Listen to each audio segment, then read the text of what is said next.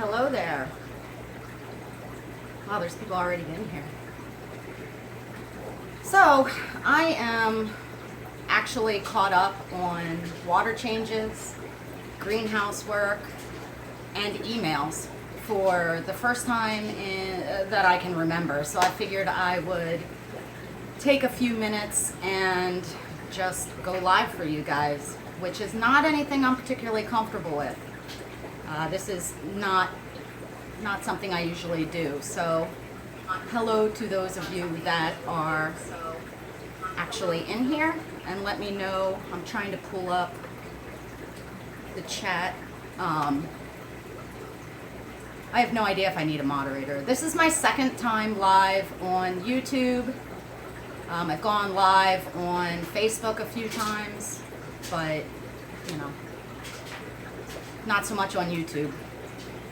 Are there lots of people here? So let me know if you guys have any questions. I know nothing about fancy goldfish. Sorry. Hey, Joey. Shipping fish in winter, that is a steep learning curve. You know, a lot of it is trial and error. What I do in the winter is I utilize two different size heat packs, one with a big heat pack and one small heat pack, and that's because each heat pack has its curve. And if you Google heat packs, you'll be able to see what those curves are. Basically, the smaller acting the heat pack, the higher the peak, and then the faster it drops off, whereas with the larger heat packs, it gradually gets warm and then maintains it. So if you mix the two, you get a more stable curve. Now you would need to use a slightly larger box so that you don't overheat, but that's how I manage it. My goodness, this chat's going fast. Don't forget your tank is filling if you're doing a water change. Current for Sewellia and Weatherloach is, it's not really so much the current that you have, it's the amount of oxygenation in the water. So you want to make sure that there is a good turnover rate, but not necessarily a strong directional current. So like, for instance, in my 150 hill stream, that has a current, but the turnover rate is just massive.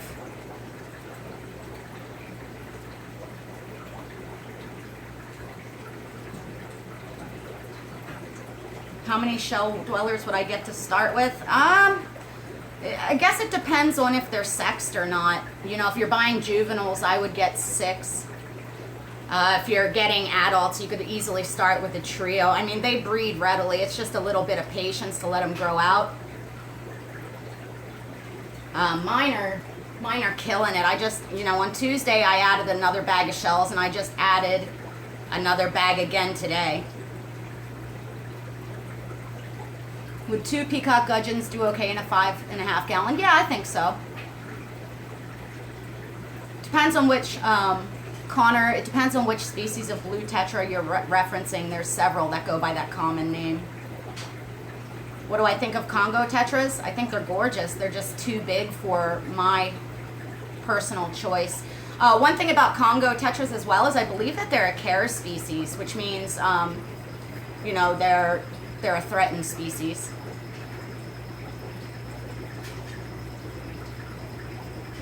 Oh, coolie loaches? I found that they breed underneath the surfaces of smooth rocks. So if you provide a tank with some sand and some various jumbles of rocks, I've never seen them spawn, but I've had lots of spawns in the fish room.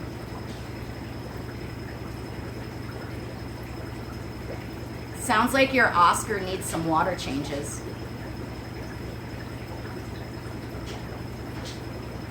Oh my goodness, how do you keep up with this stuff? Khalil asked, what's the best brand of test strip? I prefer the liquid kits, but you know, most of my tanks have been running for 10 years or more, so they're really stable. So what I tend to check more often than ammonia, nitrite, or nitrate is my TDS and my hardness. That's more what impacts breeding. Captain Cranky Pants is giving me the hairy eyeball right now. He's right there.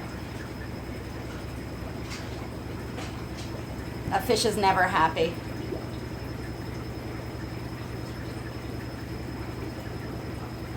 cyanobacteria. Oh, in the little multi-tank, that was a long time ago. I actually used a product called Chemiclean that's made for saltwater for dealing with red slime algae. It is invertebrate safe, it's fish safe, and it works. Normally, I would never, ever, ever recommend using chemicals, but that one actually works.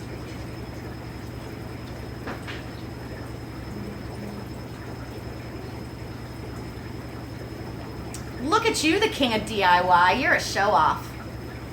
Thank you. Oh my goodness. I don't even know how to keep up with all of this.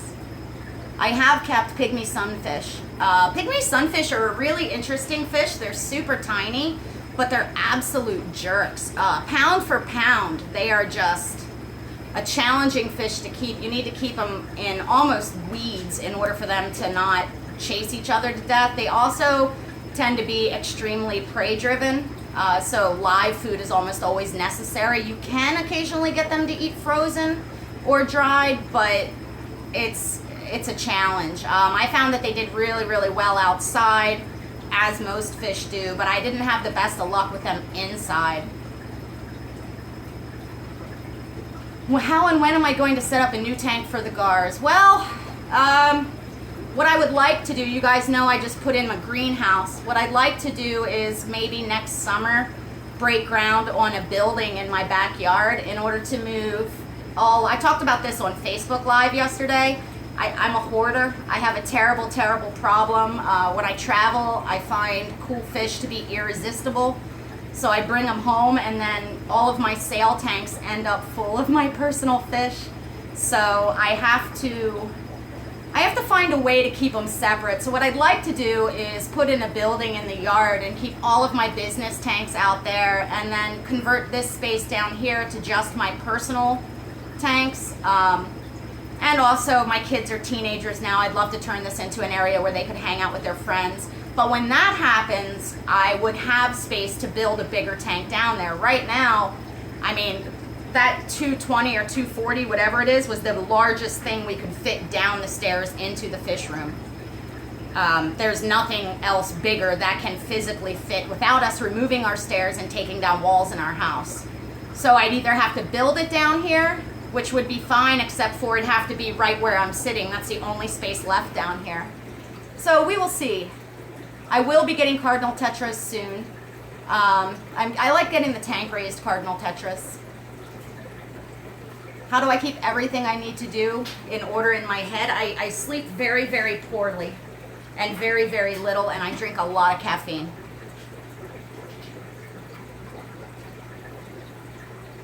So this weekend I'm supposed to have a large fish order come in. No, the snake's still loose in my house. Although, you know, I'm hopeful. So the way our house is laid out is we have 16-foot ceilings in our living room, and the children's rooms are lofted over the living room. And the snake got loose upstairs, and in her closet, in her crawl space, there's like open rafter. So we're thinking because it was hot this summer, it may have gone in there, and now that it's getting cold, it's gonna come out. We've been setting traps. It's not ideal, and my daughter is absolutely devastated about it. And you know, it's, who'd have thought it could have gotten out that quickly.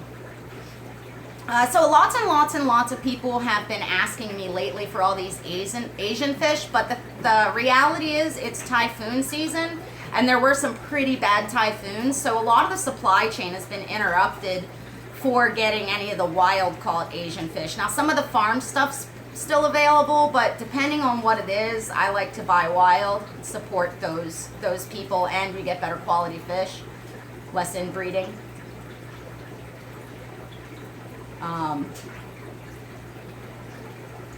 Donna, I can't comment on whether or not it's a good idea to wipe something off your fish's slime coat. I would think not.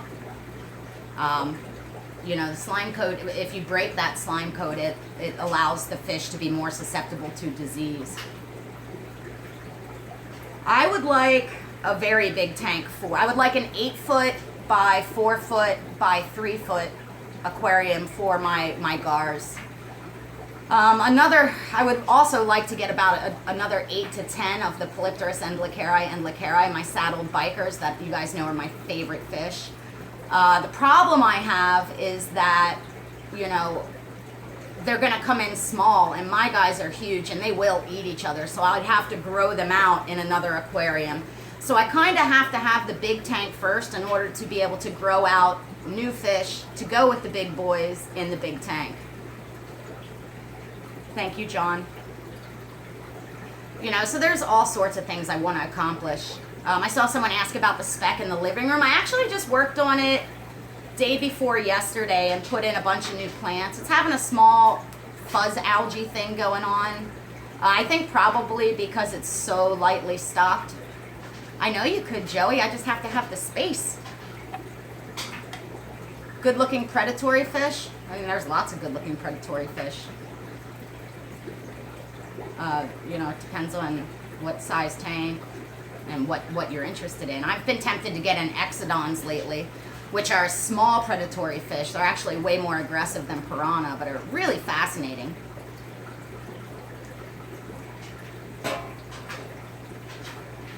Oh my. I am not gonna comment on drama. I want to go visit Joey and see this gallery. We got to make that happen. The first fish I kept, I actually was not a fish. Well, as an adult, I had fish all growing up. We had an Oscar, and we had a Livebearer tank, and we had like a community Tetra Resbora tank. That my dad, he actually built the tank, built the stand, and it was planted even back then. This was the early 80s. But I didn't really keep fish when I was in college. Once I graduated and started having kids, then I got aquariums again, and I started with apple snails and African dwarf frogs. I didn't get anything in yet today. I'm supposed to drive to New York City on Sunday to pick up my order, but they're not emailing me back, and that makes me really nervous because you have to have all the paperwork in line within the right time frame. So, you know, we'll see. Hopefully they get back to me. I ordered a whole bunch of stuff, some licorice gouramis, some Sundadanios, little neon rasboras. I ordered some cool loaches. I ordered some Coreodoris. I ordered all kinds of stuff. I have thought about starting up a salt tank, you know, but I think you guys can tell that I don't do things a little bit. Like, I got interested in carnivorous plants and we put in a greenhouse. I got interested in freshwater fish and my basement is full. I'm afraid that if I start doing saltwater, I just don't think I can do things a little bit, and I'm really out of space. I can't imagine. I don't know. I don't think it'd be a smart idea. You know, though I am tempted. I've thought about putting one in my living room, like taking my spec down and just doing a little saltwater nano up there. I mean, let's face it, the invertebrates are amazing. But I just know that I'm the kind of person that will get 1 saltwater tank, 3 saltwater tank, 10 saltwater tanks, and then, you know, I'll need 2 buildings instead of 1. The bronze pandas, or the bronze and panda cories may group together, but they look very different, and they're in different sort of styles of cory, so it's not really likely that they'll actually school together. Ancestress for a 30-gallon. I mean, I would start with a pair, because if you have a pair, they're going to breed. Yeah, I have Apistos. I have a bunch of wild Apistos. I have a species Uratus, species Nano. What else do I have? Oh, I have some Borelli. I have some Trifasciata. And then I did an order from Colombia a couple months ago, and there were some fry that came in with the catfish, and it turns out they're Apisto, and I have no idea what they are, so I have to grow them out kind of to see what they are. Favorite fish to breed? I don't know. They all have different. Actually, my favorite fish to breed is Centromochilus reticulatus, the purple oil cat. They're kind of fascinating. difficult but fascinating. Centromochlus in general, I really, really enjoy it. I'm hoping to get some soon. You could do Senegal bikers in a 40 breeder. Those guys are tiny. I mean, they're like little hot dogs compared to my guys. Any of the upper jaw species. With polys, there are two main types. There's the upper jaw species and the lower jaw. And if you look at them from the side, you can see it in the upper jaw. The upper jaw goes above the lower jaw, and the lower jaw is more prominent. And in general, the upper jaw species stay considerably smaller, so are more suitable for smaller aquariums. The largest type is the Ornatopinus, like what Joey has, and they get pretty sizable. But the rest of them, like Delhesi, Senegalis, etc., stay relatively small, Senegalis being the smaller. I prefer the big dudes. I don't know why. I think it's, you know, just because that's what I have the most experience with. My pH, I do not use RO. I have a well, and I don't like to waste any water. So I don't have RO. I do collect rainwater if I need to really, really dilute things down. But my pH here is, you know, like 7.4-ish. My TDS is around 100 out of tap. My GH is 6 and my KH is 7. So it's relatively dilute. Slovakia, hello. I have kept and bred discus. All right, someone just asked what fish I recommend with shrimp, and that's really, it really depends on what your goals are. If your goals are to breed shrimp, keep a shrimp tank. I mean, that's the bottom line. Pretty much any fish that can will try and eat baby shrimp, or even if they're not particularly prey driven, they will explore with their mouths, which can damage baby shrimp. You know, if your goal is an active community that has both fish and shrimp, it needs to be densely planted or have a lot of hardscape. And my favorite choice for that is any of the Livebearers. There's your ophthalmoides, Brigitte, maculatus. I mean, I think there's 5 or 6 different types of Livebearers in the genus. So those are my favorite, and that's just because they're really small, they're really torpedo shaped, they're beautiful, they're relatively hardy, and they're you know, dumb as rocks. They don't seem to realize that the shrimp are food for the most part. I mean, they will eat some. You can get TDS kits you get their pens, so you calibrate them and then you dip them in the water. You can get them on Amazon. I would read reviews and make your choice that way. Another fish room tour. Yeah, maybe once some of the tanks are full. I have about 25 empty tanks now in preparation for getting in a bunch of fish. So it wouldn't be very exciting. I don't know what my favorite fish that I haven't kept is. Probably waru. I really, really want those. You know what I want to keep that I haven't kept is calvis. They're grumpy faces. I just love them. I would love to work with those. So maybe soon.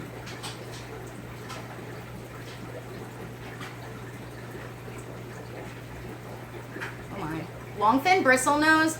I have had poor luck keeping Ancistrus in general with shrimp. And that's because while they have the reputation as being herbivores, they're really more of an omnivore. And while they don't have an aggressive prey drive, as you know, they kind of go around with their mouth on everything. And conversely, I also find that shrimp are very, very annoying to breeding plecos, especially when they breed out in numbers. They tend to irritate the fish, which can prevent them from breeding like they normally would. So that's not a pairing that I prefer to do, other than like a mono shrimp, since they don't breed. Do I have any tanks outside of my fish room? Yeah, I have one in my living room. It's a little fluval speck that I'm consistently thinking about taking down, but haven't yet. And then I have, well, right now all my tubs are broken down, but next year I'll be working with about 3,500 gallons outside as well, which I'm pretty excited about. First monster fish? I guess it depends on your definition of monster fish. How to breed Soelia linealata? I can answer that question. It's really important with those guys that you have like a 3 to 5 millimeter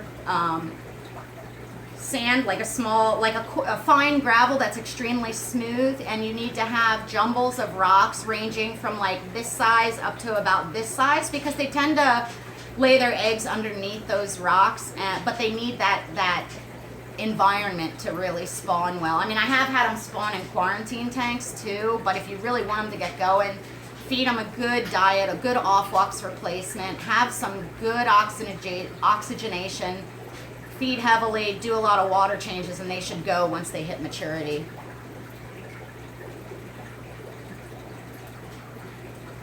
Have I tried garlic to cure fish diseases? All right, this is something. Garlic has allicin, and allicin is what changes essentially the pH of the gut to make it inhospitable to parasites. In order for it to be an effective anti-parasitic medication, you would have to feed so much of it. You'd have to almost force feed your fish. That being said, it is really, really useful as an appetite stimulant. I don't think it's useful as a medication. It can't hurt, but definitely not a reliable medication. What's a good tetra for 8 pH and really hard water? I mean, probably anything that is tank raised would adapt. You just have to watch your ammonia toxicity because it gets so high in the harder water. Feed garlic. It's actually the oil from the garlic that contains the allicin. I used to buy the jarred garlic that's diced and then press it and collect the oil and add it to my fish foods. My husband think of my hobby. He's not into fish, but he's into me. So he has helped me immeasurably, both in the fish room and with the greenhouse. I mean, he bought me my greenhouse as a birthday gift. He ran all my plumbing, he ran all my electrical, he helps me build stuff. He fabricated all these racks for me. He supports me in traveling to lecture to you guys. You know, I don't think he could be much more supportive for a person who's totally not into fish. Yep, he built the shelves in the greenhouse. So, I mean, the thing is, with spouses and fish keeping, it's not that often that, you know, both spouses are into the same thing. What's important is that, you know, you support each other. He's into motorcycles and old cars and fabrication, and he's got, you know, I try and support his interests as much as he supports mine, so that, you know, we're not the same people. We shouldn't always do the same things, but being involved and supporting each other is important. How long do I quarantine before adding new fish? It depends on what the tank is. In my my Hillstring tank, I quarantine for 6 months of health. And that's because that's a larger volume aquarium, and the fish in there are pretty uncommon, difficult to source. In general, I quarantine for a month of health for the rest of my displays, and I quarantine for 2 weeks of health before I sell.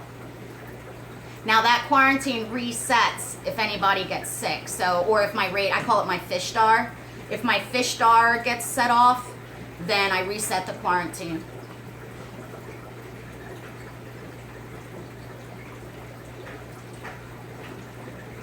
Don't forget your tanks filling. Hey, that's cool, Cal. Everyone in your family watches videos. I'm so sorry. It's still weird to me that people watch this. How many Maltese in a 20 long? I mean, I would start with 6. They're gonna multiply.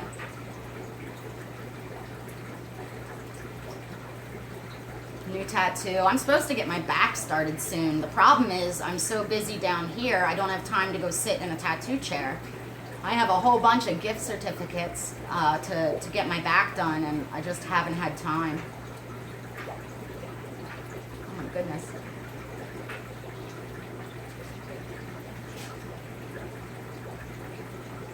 Fancy goldfish in a 125. You know, I've never kept fancies. I am the wrong person. I have a couple gaping holes in my knowledge base. One is goldfish. I've kept shabunkins, and I keep Sarasa comets right now, but I've never kept fancies, and I've never kept goldfish inside. Mainly because my fish room is so warm. I heat this room, It's usually about 82 to 84 down here. So that's not real great for, it's not real great for goldfish. So I really can't comment. Sorry. I do know that trapdoor snails do good, and you could always get more goldfish. I think goldfish generally do best with other goldfish, at least of similar shape and body type. If your family or your friends think you have a fish problem, you need to join a local club, because when you go there, everybody's in the same boat, and it's so much fun. Hold on a minute. What's happening here? All right, one person down. I do not alter pH. Well, that's not true. So, for instance, in my Shelly tank, which is right there, I use cichlid substrate that has crushed coral in it, which increases the hardness and the pH quite a bit. And I do use softening substrates. Some of the soil substrates for planted aquariums will pull out some of the hardness and neutralize things. I do use some of those, like for my Caridina shrimp, but in general, I just try and keep my water really, really consistent, clean, and stable. I don't really, there's not that many fish that really require a duplication of their wild parameters. 5-gallon tank with five cubitae. Or cubitae, you probably could. My greenhouse, I got ready for winter yesterday. I'm kind of struggling a little bit because I just don't know much about it, and I don't understand the relative humidity to temperature and all that stuff. I've been Googling a lot, but I think it's going to be one of those things that I just have to take notes and learn and figure out what's going to work for me out there. I'm really just not sure. But I winterized my plants yesterday, so we'll see. Oh my goodness.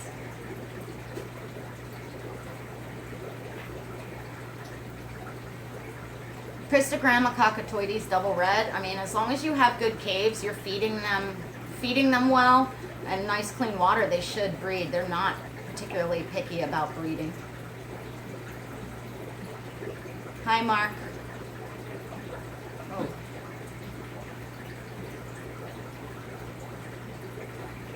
I have failed to breed many fish that I really wanted to breed. I mean, my biggest failure is one that I've bred something like 23 species of Apistogramma, and I had this really incredible wild cockatoide male that I just loved, and he would kill other females, so I tried putting him in with males and females, and he killed everybody, and then he tried to pair up with a male, and I never got him to go. I ended up giving him away. I tried for almost a year and a half, and just couldn't happen.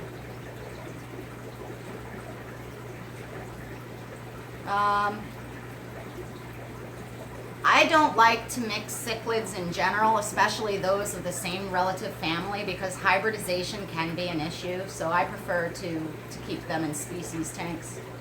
Yes, dwarf crayfish I have kept many, many, many times. I bred them for about 10 years. Unfortunately for me, they became illegal in my state a couple years ago, so I can't keep them anymore. So, it is what it is. Oh. Let's not talk politics in here. Are you guys crazy? It's a fish channel. So you're failing with Venus flytraps and stuff. The biggest mistake I think most people make is, first is their soil. If you think about how they grow in the wild, they grow in soil that has almost no nutritional value, so you need to make sure you've got the right mix that drains well. I like to use blasting sand and peat or sphagnum moss, and they also need a dormancy period. My favorite nano fish today, I don't know. I don't know the answer to that question. I have too many favorites. I have bred wild bettas, simplex, chinoides, but I haven't worked with domestic bettas.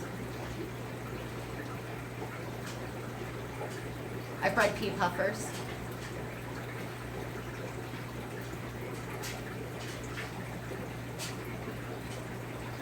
Any true nano fish for unheated aquaria?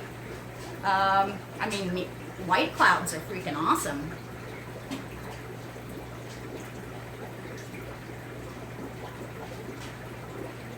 I have bred a lot of cories. Now, those are ones that take a little bit of time to hit maturity. Generally, you can tell their gender if you look at them from above. The females are way wider than the males, and usually they're bigger, and it's better to breed those guys with 2 males to 1 female ratio for the most part. Shrimp tanks can definitely be overstocked. Usually what you'll see happen is the population will get really, really, really big and then all of a sudden crash out, which is unfortunate. How many white clouds in a 37-gallon? You know, I don't really have a good ratio to recommend to you guys. I mean, that inch per gallon thing doesn't work. It has to do with like bioload filtration, water change schedule, all that kind of stuff. In a 37-gallon, I mean, if it's the only fish, you can obviously put way more than if you're making a community. I like them in groups of at least 10, so I would do 10 to 12 and then stock around them that way. What was the most important lesson when starting your business? That's a really good question. This business is extremely tough. A lot of people fail. The best words of wisdom I have is don't rush. Don't rush it. You know, get to know your fish, take your time, feed them well, keep the water really clean, and learn about your product so that you can provide better customer service. I think the biggest lesson that I learned was about acclimation and how dangerous it can be when you're getting fish in from overseas. Nearite snails and loaches can be iffy. You know, they can be fine for a while and then they take them out. Yeah, ancestors will breed with cichlids. I mean, cichlids kind of a generic question, because there's lots of cichlids. I mean, it's a huge class, a huge family of fish. Dwarf cichlids, certainly. I have been breeding with epistogramas.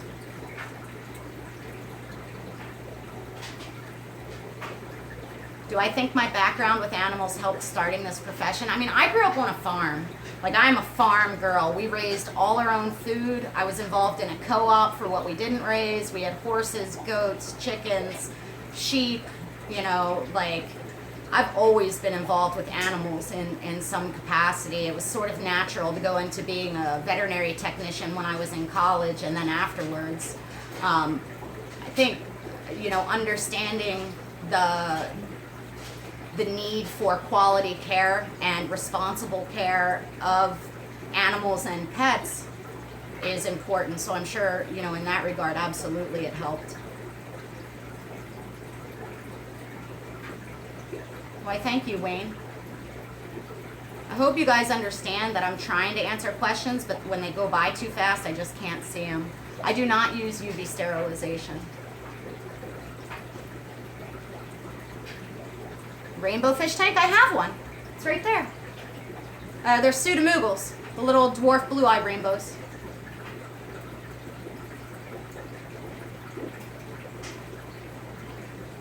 I don't look like a farmer's daughter. I'll tell that to my father. He never liked my look, so. What's a good place to get wood? I gave my opinion on Congo tetra. Depends on what kind of wood you're looking for. How can I take that question seriously?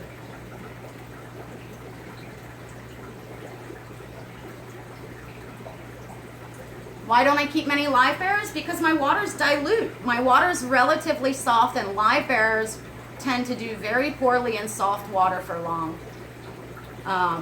They just don't thrive in my water, and you know, the thing that I don't want to do is get fish that just don't work well. when there's so many that do work well. I have had issues with planaria and nematodes. I find that if I stop feeding and do lots of gravel vacs, they go away. I cannot ship livestock to Canada because of customs things. Once I'm done with you guys, though, I'm going to be calling Kyle, who's the northeastern like head honcho of Tropica, and he's going to be setting up a Canadian specific giveaway for you guys since I can't ship to you, which he offered on my Facebook, and I thought that was really amazing. Tropica is so supportive and really good quality products. I ship to Colorado all the time, Gabe. Have you tried alder cones with your Cory eggs? South American inverts? Oh boy, not many come out. There's, you know, like nearite snails are found pretty much everywhere, but that's not very exciting.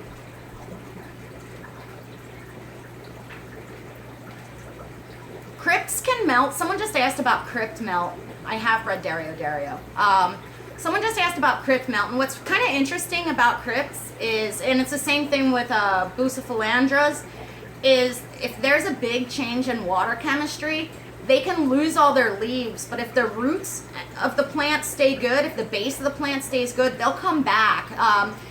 Where they grow in the wild, they go through wet and dry seasons, so when it gets really dry and the TDS gets really high, the leaves tend to die back, and then once it floods again through the rainy season, the leaves grow back. It's a preservation method, so something had to have changed in your tank that made them melt back. Oh, Malaysian trumpet sales are free as an add-on, John. I don't charge for stuff like that. I don't carry rabbit snails, Wayne, because I don't like leeches. I've gotten rabbit snails in hundreds of times over the years, and when they're wild caught, they almost always come with leeches. And it's really, really difficult to treat for leeches when it's on an invertebrate. So, you know, there's a few things in this world that I don't like. Maggots, leeches, ticks, no thanks. I'd just rather not work with them. I do breed rams.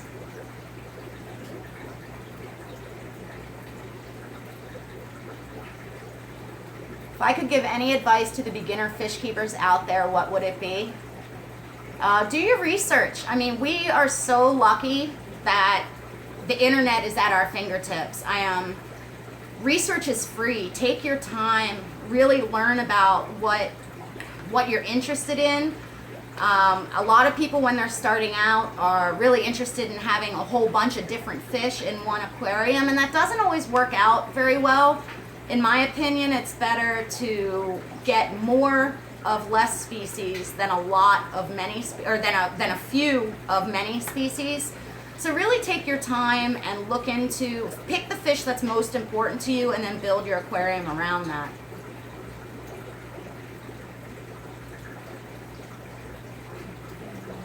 My website is msjinx.com, msjinkzd.com. I do have my book in stock. I've been working on the follow-up to that book forever, it feels like. I just have to sit down and format it. I'm glad you like the Rapashi, Cal.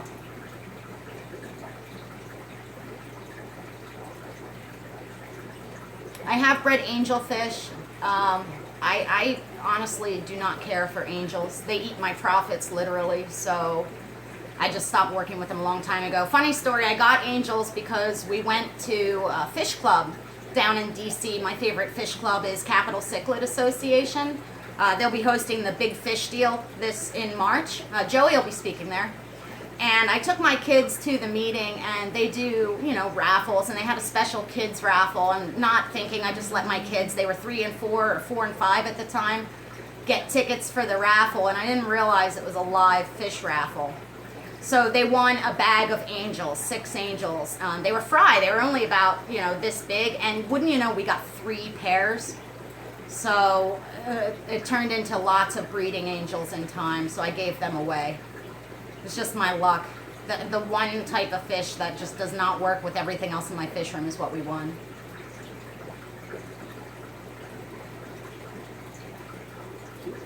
But I love club. Shortly after that, they stopped doing live fish raffles for kids and started doing things that weren't alive. My favorite tank that I own, I have a couple. I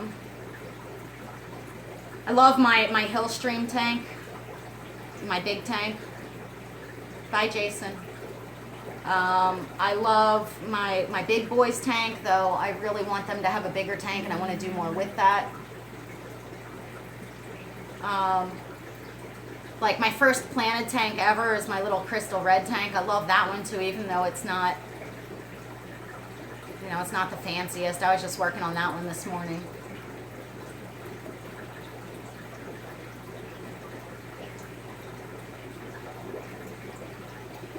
So I started selling fish not because I wanted to sell fish, but because stores didn't carry the fish that I wanted. You know, 15 years ago, you couldn't find Nano fish in stores. There weren't all these Nano kit tanks. Basically, you could get Livebearers, you could get guppies for a Nano tank, and sometimes small tetras, but there really wasn't a whole lot available. So I had to start importing fish to get the fish that I wanted to work with. And when you import fish, you have to get, you know, 300 or 600 of a species. And I would want, you know, 12 or 24. So I would buy them, quarantine them, clean them up, make them healthy, get them fat, set up my tank with the fish I wanted, and then post on forums to sell the extras because that was my outlet. And that just sort of grew into this business. And I still maintain the same sort of thing. If it's not a fish I don't want, I won't get it in. That's the beauty of my business. I can be as narrow of a focus as I want because I'm the one doing it. I don't answer to anybody. It's all me. I'm the one that has to feed them, maintain them, ship them, answer questions about them. I wish I could have been an aquatic experience too. My daughter had a dive meet, you know, parenting comes first.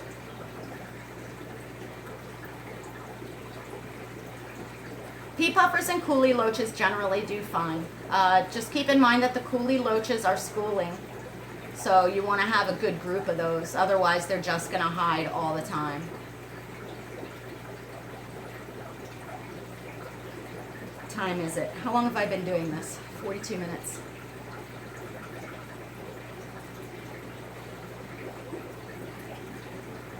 So someone just asked about warm water and Hillstream tank. If you have enough surface disruption and oxygenation and you know, oxygen saturation, it can work. Now, if I were you, I wouldn't pick the species that have the flatter face. With Hillstream species, especially loaches, when you're looking at them, you can kind of tell what their oxygen requirements are by the shape of their head. For instance, like with the Borneo suckers, some of them have a more bulldog shape and some of them are extremely flat. Those extremely flat shaped fish come from extreme rapid areas, and those would not like your warm water. But the ones that have the rounder heads would probably adapt all right.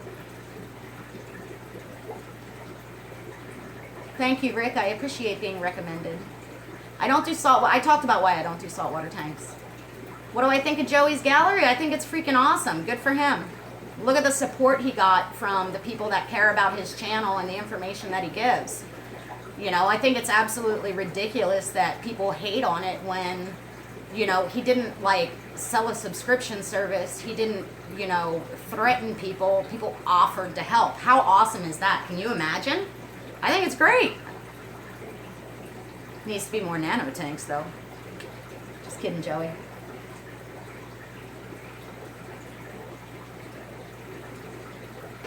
How many cherry shrimp needed for a breeding colony? 2, a male and a female. Most people start with 6 to 10.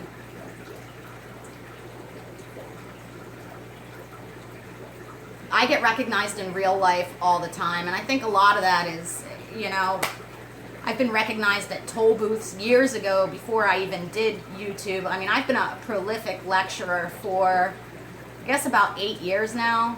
I wrote for magazines. I go to a ton of fish events. And I don't really blend with the average attendee, so it's easy to be recognizable. And especially when I had my giant mohawk. Now I've got my professional, I'm almost 40 look. Well, as professional as I'm gonna get. I don't think that the temperature is the limiting factor with hill streams. I like to keep them around 75 degrees Fahrenheit, 70 to 75, but you know, it's the oxygen content, as we've discussed a few times. Dylan, I miss the mohawk too, but the reality is in my fish room, I couldn't work on the third row without getting stuck in the rafters. When I went to drive my car and turned my head, it would hit the glass and I couldn't use my mirrors properly. And you can't fit on an airplane with a giant mohawk up. And also when I would travel to speak, like I couldn't fit in passenger cars because my hair was so big. I needed, you know, to be picked up in a truck or something. So it's just ridiculous. You know, I've had a mohawk, or I had a mohawk for over 20 years, and it was just time to cut it off. It's yeah, imagine sitting like this on a plane for 6 hours. It's just, you know, so I found with the mohawk, all I was doing, hello Laura, with the mohawk, I was only putting it up when I was away to speak, which is, you know, 6, 8, 10 times a year. It just seems silly. I listen to all kinds of music. I listen to a lot of opera, bluegrass, old country, punk rock, metal, old hip hop. A tattoo spotlight video. You guys don't want to see all my tattoos. Trust me on that one.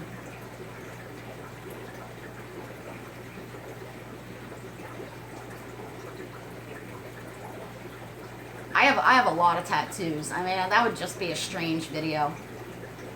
How many tattoos do I have? One. They cover my whole body.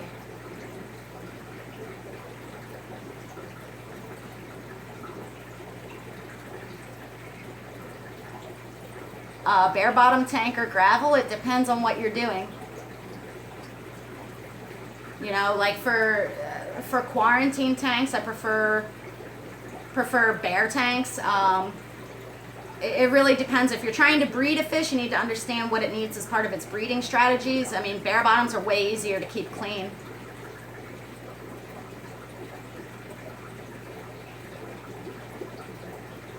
I don't use medication in quarantine unless I'm suspicious there's an issue. And if I'm suspicious there's an issue, I have a great big book of fish diseases that is written by Dieter Untergasser. And it's a series of flow charts where you can look up symptoms and then go through the flow charts to sort of try and narrow down what you're dealing with. Meds are inherently toxic. They're designed to kill things, so I don't like to use them unless I have a good idea of what I'm treating. And unless you have a microscope, you're only guessing. So, you know, it's the title of the book, if you look up Dieter, I think it's the Handbook of Fish Diseases. I really don't remember, but it's a good one. And you can also go to the University of Florida, their website, and they have publications on fish diseases that are broken up into different categories. Now, a lot of it is geared towards aquaculture, but some of it will apply to the hobbyist as well. And there's a lot of images there, especially of. The book has pictures, but not of diseased fish. It has pictures of microscopic evaluation of smears done from diseased fish. But it is pretty descriptive as far as, you know, what the symptoms are. I think it's a great book. There's not really that many good resources out there.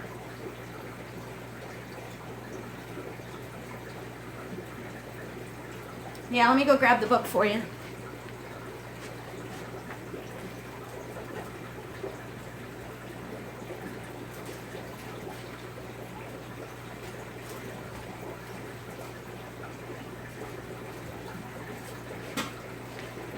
Kind of beat up. I've had it for over 10 years.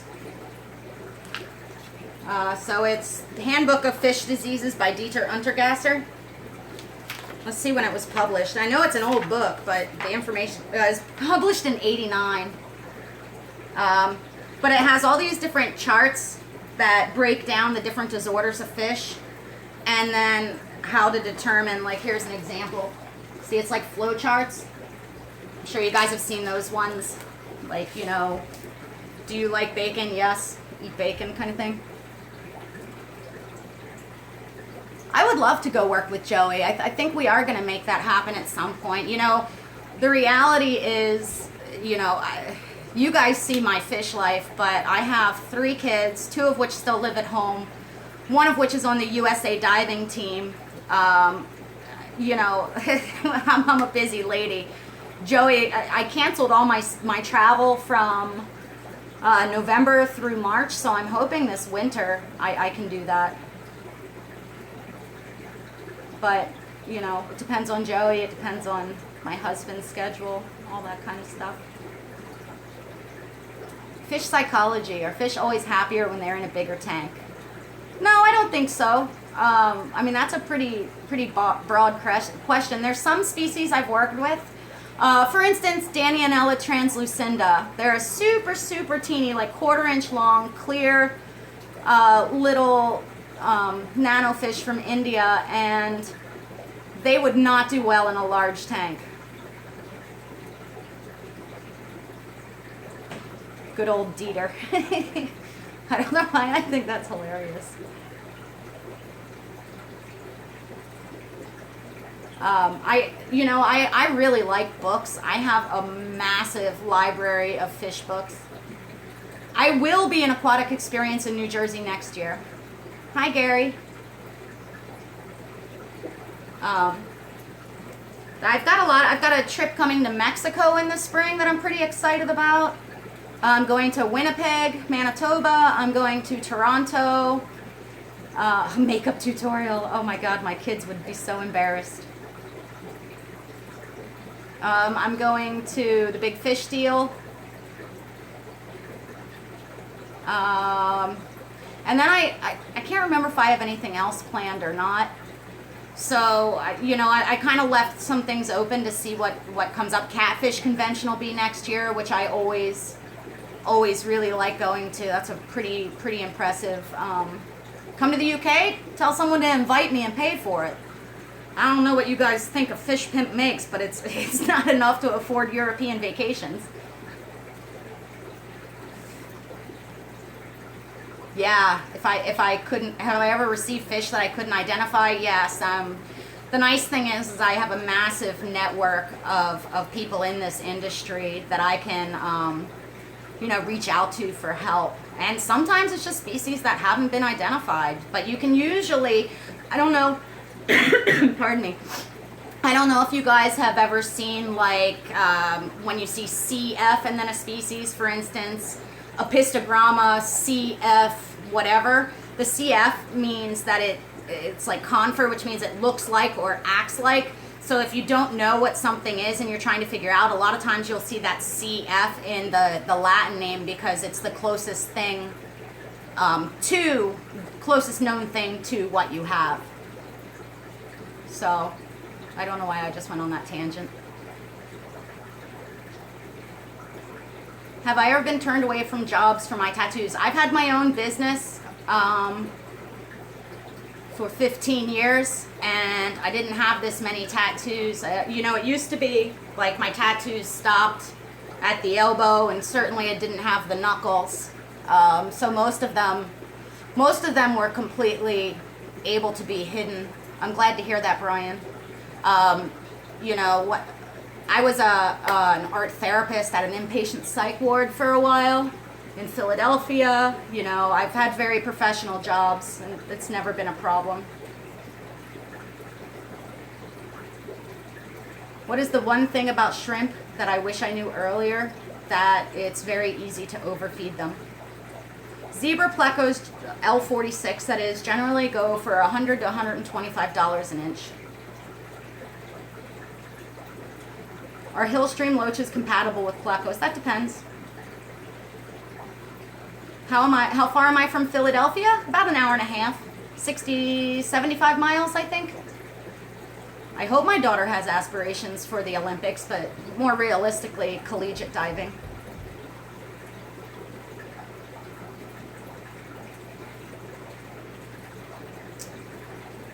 Well, you know what, guys? You think the zebra plecos are expensive. I have 2 species in my fish room now that are rarer and more expensive. Has living in a more rural area helped with keeping and selling fish? Absolutely not.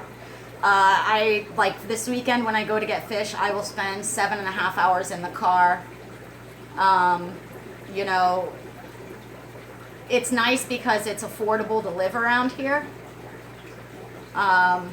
which means I have the space, but it's certainly not easier.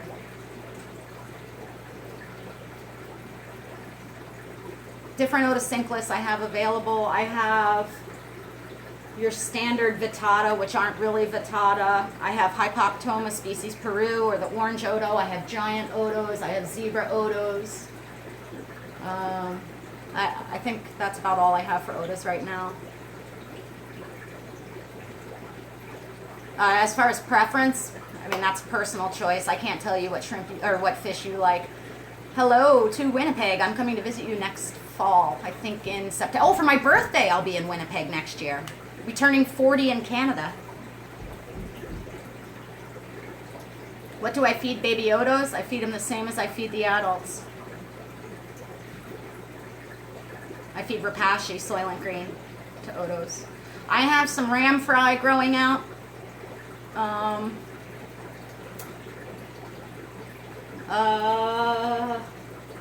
not sure. I'm not sure what else I have to look around.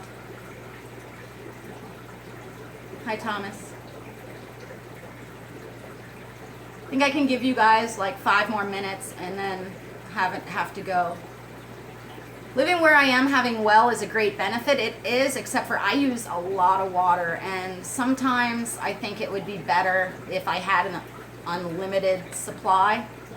However, you know, I just have to, that's why I do water changes every single day. What are possible causes of split tail fins? Inappropriate decor, inappropriate stocking, poor water quality. I mean,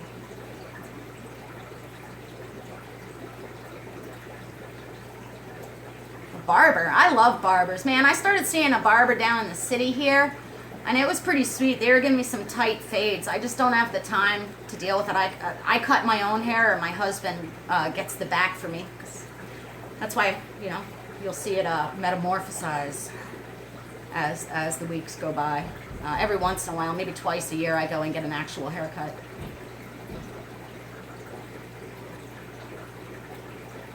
Any thoughts on good mid to top fish I could breed in my high pan tank? You know, the thing with high pans is I don't know which species you're working with, but if they're any of the Brazilian ones, I would really encourage you to just focus on breeding those. Because with the Belamonte Dam project and all of that, there's not going to be more available in the hobby. Oh, the L450s? You could breed a bunch of different things with those. I mean, they're prolific. Just you wait. It's going to take them probably 1.5 to 2 years to hit maturity. Maybe a year. Those were bigger size.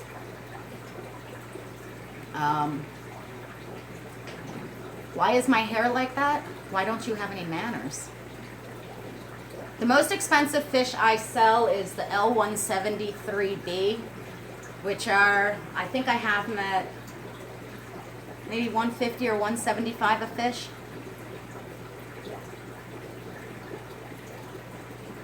Good food for fry other than baby brine. Sarah makes a formula called Micron. You can crush a lot of foods down to small. You can, I use frozen cyclops, which is small, micro worms if you're willing to culture food, grindle worms, green water, infusoria. I mean, there's a whole, you know, even just adding leaf litter will. Egg yolk is something people do. I don't tend to feed fish things that they wouldn't actually eat. You know, so I don't feed egg yolk, but I know a lot of people do, and that's totally fine.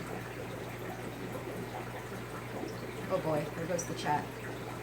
My 236 are not the ultra whites. They are standard 236s. Let me see if we can. But they have. There's one in there. Get out of the way, Ram. They're just standard L236s. They're nice fish. They're gorgeous. No, I don't watch soccer. The only sport I watch other than diving is professional surfing. I'm obsessed with professional surfing. I have a lot of fish that I don't want to sell. Best school to put in that. You know, you guys ask me a lot, like, what's the best fish? And I mean, that's a completely personal choice. I can only tell you what fish I like.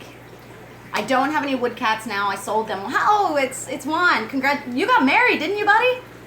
Congratulations. I'm hoping to get in some of the purple oil cats soon, and maybe more of the Perugier or honeycombs. We'll have to see. Hannah, that's her name, right?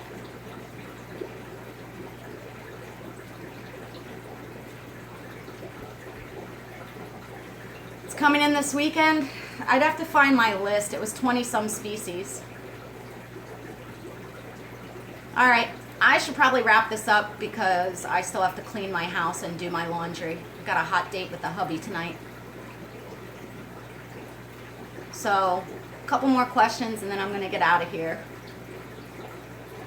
Sorry, guys. Fish pimping never ends. Smallest pleco, I don't know.